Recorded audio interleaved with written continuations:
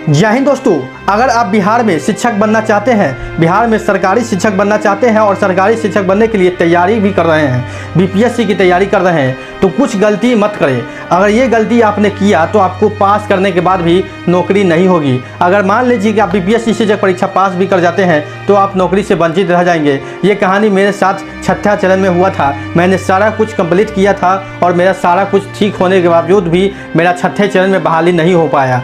क्या कारण था? कुछ गलतियां मुझसे हुई जिसके कारण मुझे मेरा बहाली जो है छठे चरण में अधूरा रह गया।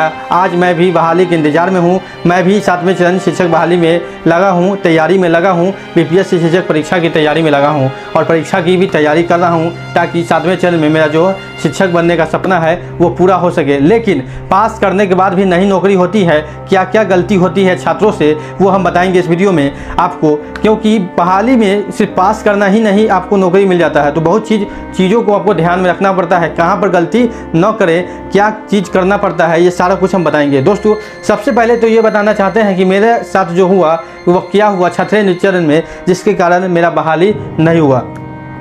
आप सब लोग सभी जानते हैं कि छठे चरण में 94,000 बहाली आई थी, यानी कि 94,000 रिक्ति थी। 94,000 रिक्ति में मात्र 42,000 छात्रों को ही बहाली हुई, मतलब कि बाकी जो छात्र थे वो सभी का नौकरी नहीं हुआ। किन कारणों से नहीं हुआ? मेरा क्या कारण था? मैं जो ओबीसी कैटेगरी में था, पहला नंबर जो मेरा कटअप था, मेगा सूची का जो मेरा मार्क्स था वो 67% था और पूरे बिहार में जो 94,000 शिक्षक की बहाली चल रही थी, जिसमें कि सबसे ज़्यादा जो संख्या थी, जो सबसे ज़्यादा छात्र जो बचे थे वो ओबीसी के छात्र थे।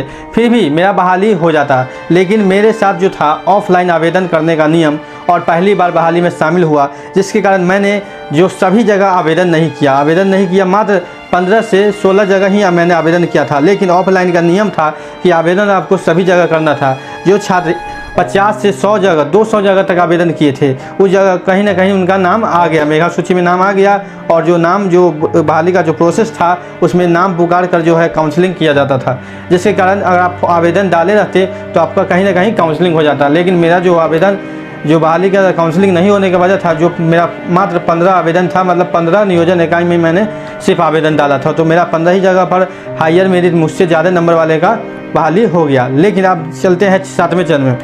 7वें चरण में जो है बीपीएससी का जो नियम है कि पासिंग मार्क्स है, ठीक है, 40% समान अभ्यर्थियों के लिए पासिंग मार्क्स है। 120 नंबर का एग्जाम है, 120 में 40% पास करने के लिए लाना है समान अभ्यर्थियों के लिए। फिर ओबीसी के लिए वो कुछ कम है, कुछ ईबीसी के लिए कम है, यानी कि ओबीसी के लिए 44 नंबर लगभग लाना है पास करने के लिए, 44 नंबर, ईबीसी के लिए 40, वही महिला के लिए 37 नंबर लाना है। तो यह क्या इन नंबरों को लाकर आप बीपीएससी शिक्षक या 7वां चरण शिक्षक बहाली में आप सफल हो जाएंगे, यानी कि 7वें चरण में आप शिक्षक बन जाएंगे? तो इसका उत्तर है नहीं, क्योंकि आप पास करने से आपका जो बहाली है वो नहीं होगा। छठे चरण में काउंसलिंग में यानी कि मेगा बनता था कि आपसे अधिक नंबर का जो है बहाली होगा, और 7वें चरण में एक नियम बनाया गया है कि कट ऑफ, यानी कि जो रिक्ति है यानी सीट है, उस सीट के हिसाब से ही जो छात्र उस सीट के अंदर आएंगे उनका बहाली होगा, जो उनके बाहर आएंगे उनका बहाली नहीं होगा। यानी कि बीपीएससी पास करने के बाद भी बहाली नहीं होगा। तो क्या किन छात्रों को बहाली होगा? तो 1 to 5 की हम बात बता दें तो 1 to 5 में जो सीट है पूरे बिहार में पुरुष के लिए एक 13,500 सीट है, मतलब कि जनरल सीट है, जिसमें कि सभी कैटेगरी के छात्र जिनका भी अधिक नंबर होगा वो इसमें शामिल होंगे। आपको बता दें बिहार से बाहर यानी पूरे भारत के लोग इसमें फॉर्म भरे हैं, क्योंकि डोमिसाइल नीति को ख़त्म कर दिया गया था। लगभग 9 लाख फॉर्म आवेदन पड़े हैं, जिसमें कि 7 लाख आवेदन 1 to 5 में ही पड़े हैं, केवल 1 to 5 में।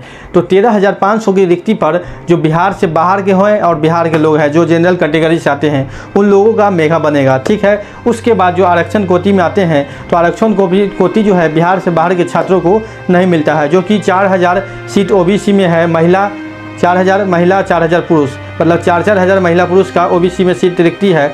यानी कि उसके बाद वो जो छात्र आएंगे जिस कैटेगरी के होंगे उस कैटेगरी में उनका मेगा अंक बनाया जाएगा, जो कि कटअप कर सकते हैं, उसमें भी नहीं आए तो वो बहाली से बाहर हो जाएंगे। यानी कि उस कैटेरिया के अंदर आपको आना आवश्यक होगा। यानी कि 4,000 सीट है ओबीसी का, अगर सामान्य के सीटों के लायक आपका नंबर नहीं है, उसके बाद आपको जो अगर ओबीसी के छात्र हैं तो ओबीसी के 4,000 वाले कैटेरिया में रखा जाएगा। अगर उस 4,000 के बीच भी आप नहीं आते हैं तो आपको बहाली से बाहर कर दिया जाएगा। बीपीएससी का नियम भी है कि आप परीक्षा में 3 बार से ज़्यादा शामिल नहीं हो सकते हैं, यानी कि 3 मतलब अगर आप असफल रहें तो आपको चौथा बार बीपीएससी शिक्षक परीक्षा देने का मौका नहीं दिया जाएगा। तो ये सारी बिंदु को ध्यान में रखकर आपको तैयारी करनी होगी, क्योंकि बीपीएससी में पास ही करना नहीं, यानी कि उसके जो क्राइटेरिया है कट ऑफ मार्क्स, यानी कि आप मान सकते हैं 9 लाख छात्रों से आपका कंपटीशन है।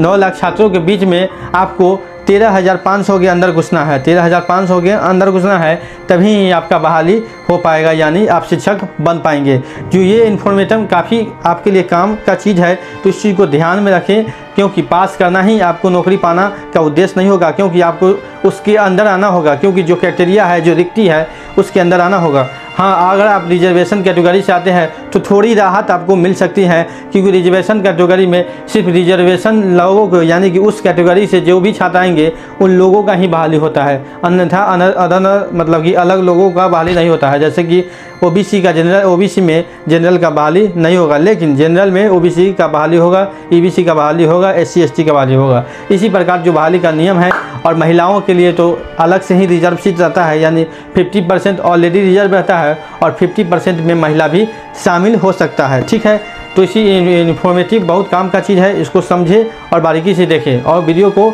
अधिक से अधिक शेयर कर दें। नौकरी इंडिया चैनल एक ऐसा चैनल है जो बेरोजगारों के लिए ही चैनल को बनाया गया है, यानी बेरोजगार युवाओं को इन्फॉर्मेशन देने के लिए, एजुकेशन अपडेट, जॉब अपडेट देने के लिए ही चैनल को बनाया गया है, ताकि सभी भारत के सभी बेरोजगार युवा को तथा जो शिक्षा से जुड़े लोग हैं उनको जानकारी समय समय पर मिलता रहे, ताकि आप लोग हरदम अपडेट रहे। तो नौकरी इंडिया चैनल को सब्सक्राइब जरूर करेंगे, सब्सक्राइब कर बेल आइकन को दबाएंगे, जैसे कि कोई इन्फॉर्मेटिव वीडियो आता है आपको सूचना नोटिफिकेशन के माध्यम से मिलता रहे। तो मिलते हैं अगले अपडेट में, आज के लिए इतना।